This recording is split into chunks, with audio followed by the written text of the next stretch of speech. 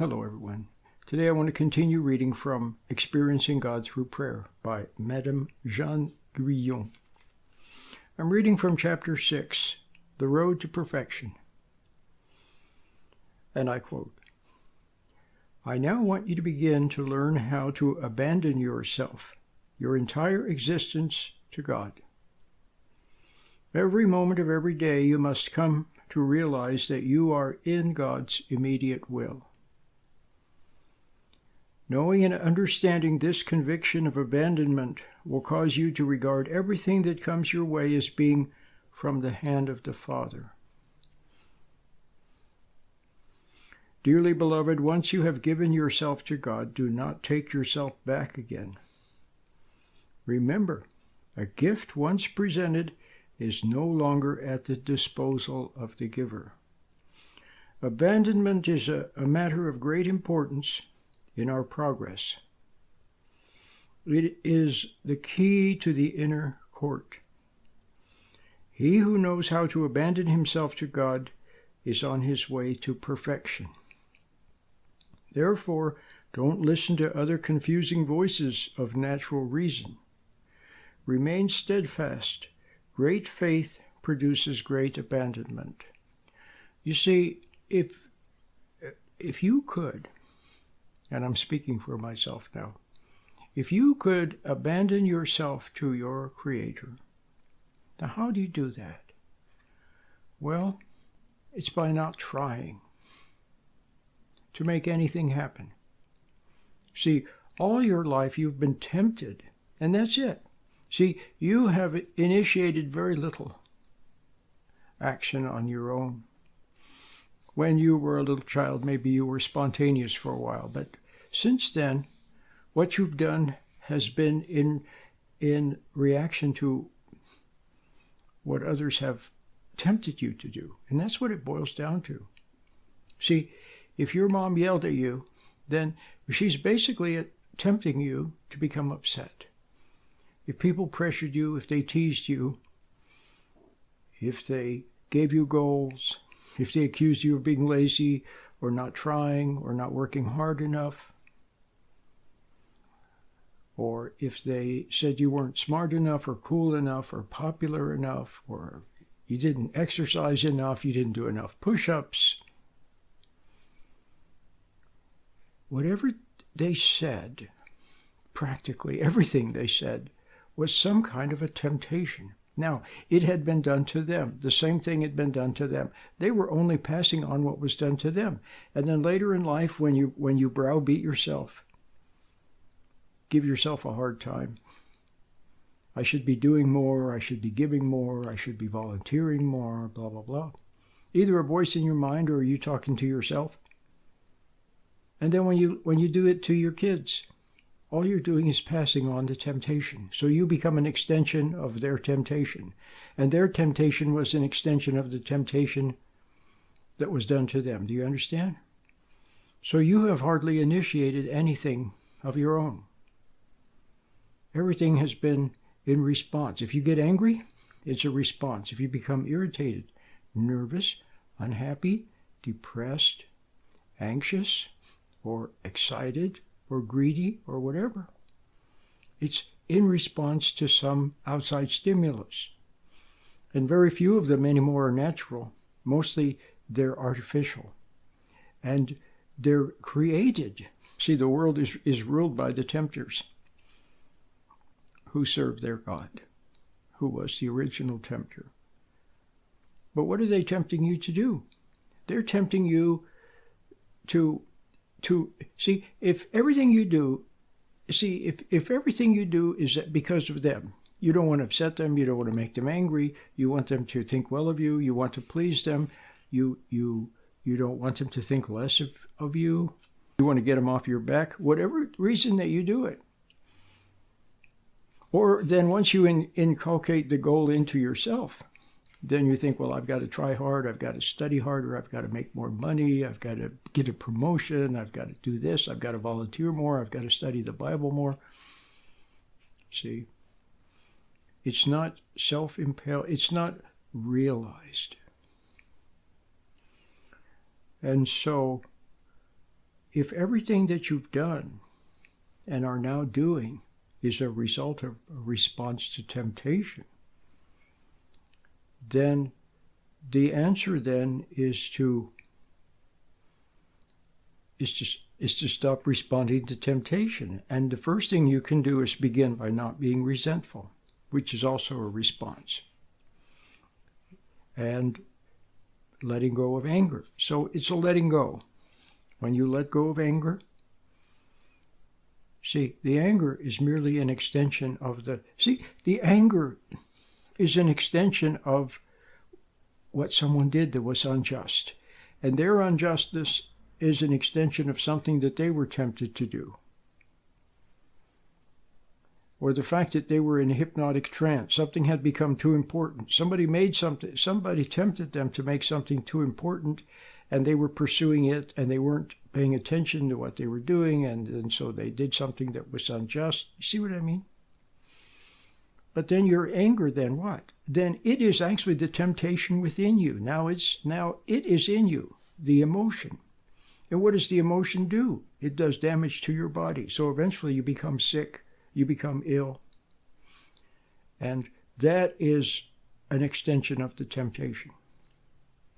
And finally, when we're all worn out and kicked the bucket, that's also an extension of the temptation. That's the bottom line, right, of temptation. So now, abandonment to God is seeing what I have just said, seeing that you haven't been living your own life, seeing that all you've been doing is reacting with upset and with unhappiness and with resentment and then trying to compensate in some way, to prove something. You have to see all that and just see that you don't even know who you are. You don't know who you are. You don't know who you were meant to, who the good Lord created you to be. You have to yearn for the purpose that he created you for. And the purpose he created you for wasn't to go around pleasing people and walking around on eggshells and trying to be nice and trying to be liked and trying to be popular and to be a people and to appease people and to serve them and to set up goals and pursue their goals and then do the same thing to your kids and force them to pursue goals. You weren't created for that. So you have to see all of that. See it, and maybe it's painful to see it, but see it. And then you say, well, now what? Well, now you have to find the way. And the way you find the way is to get back in touch with your Creator again, who has already been in touch with you because he's made it so you can see. In his light, you see these things. And all he wants for you is to see that you've been going the wrong way. And to stop, then wait for his inspiration, for him to delicately make things happen and show you the way. Then he will. But there's kind of a no man's land that you have to walk through, a transition from death to life, from not knowing who you are and playing the other man's game to refinding yourself. And so it takes time. You may need a little bit of time. When I started to get better, this was over 30 years ago. There was a time period where all of a sudden I lost all my jobs. I was fired from one job, and another one, it just kind of dried up. There wasn't any work. And another one, they didn't have anything else for me. And all of a sudden, there I was, with nothing to do but to meditate and ponder life and see some things. I had a lot of things to see. And so all of these things that were withdrawn were so that I would have time. And also time to recover. See, a lot of you are almost totally burned out. You've been abusing your body. You've been working too hard. You've been eating the wrong food. Who knows what you've been doing. And so your body needs time to repair itself and recover. So now, as this process begins, God is in charge of it. And you begin to see that he's in charge. And the more you see that he's in charge, the less you feel like you have to make anything happen. And then good things happen, you don't even know where they came from. Opportunities open up. People come into your life at just the right time for the right reason. It could be the right dentist. You know, there's a lot of dentists. Some of them, well, but there's a dentist that has common sense and good skill and won't charge too much and won't do anything unnecessary. And somehow you do a little this and that, so you look on the internet, you talk, and all of a sudden there he is or there she is. And then what you needed to have fixed is fixed and everything's fine. You see what I mean? There's a mighty hand that shapes things. So abandonment to God is it's in a sense, it's more like abandoning everything else. And it's easy to give things up when you see clearly that what you've been doing is not really what you really want to do. And you see that it's not working. And you also see that you don't know what to do. So you just let it go and wait. And then you find your way. It's beautiful. And as the process continues, well, you develop faith more and more. You see how the more you let go of all these things, all of these goals and these upsets and these hang-ups and these worries and all of this, you just let it go. The more you let it go, the more you have time. And the more you sense that he's moving you in the right direction. It was very beautiful. And I can only recommend the meditation, of course, that I have it because it's so simple. It helps you to be still. See, the problem now is, remember I talked about temptation, and I said if someone tempts you, and then you become angry, the anger now is an extension of the temptation in you. Do you see that?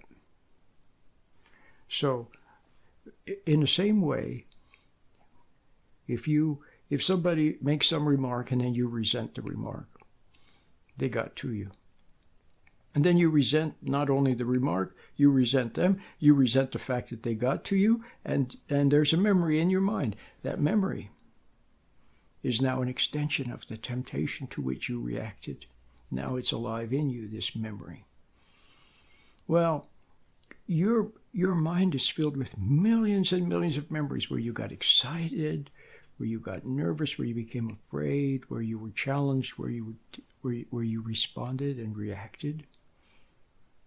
See, and all of these memories and all of these thoughts and all of these ideas and all of these notions that you accepted without even knowing whether they were true or not, you just accepted them.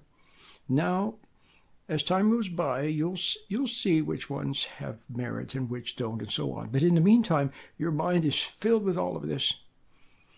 And if you're lost in your thoughts, then you're just lost in the remnants of past wrong reactions to temptation and to situations. See, it wasn't always temptation. Your child came to you maybe with some question, and you overwrought, nervous, and fixated on some goal that somebody gave you. Then you yelled at your child or were impatient with her. And then that becomes a memory, not only for her, but for you.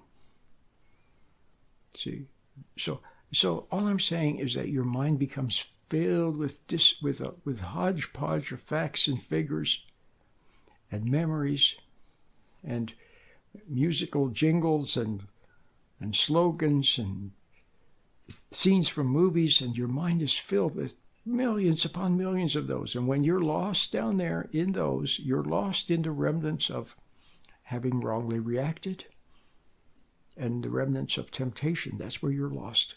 So you need to find a way to stand back from those. So you can see the thought, but not be lost in it. I'm not saying that you have to blank thought or try to do anything about the thoughts. No, just stand back and just watch. Whatever's there, just see it. But see it and not be lost in it. That's the difference. So the meditation helps you to do that. So I highly recommend the meditation. And not only that, but it's free. I've made it free. And not only that, but I have a lot of resources. I have many books that I've written. They're so good, I should talk about them all the time and hold them up for you to see.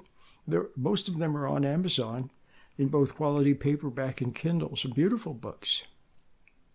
A Day with the Lord. A Walk on the Spiritual Side. The Myths and Mysteries of Marriage.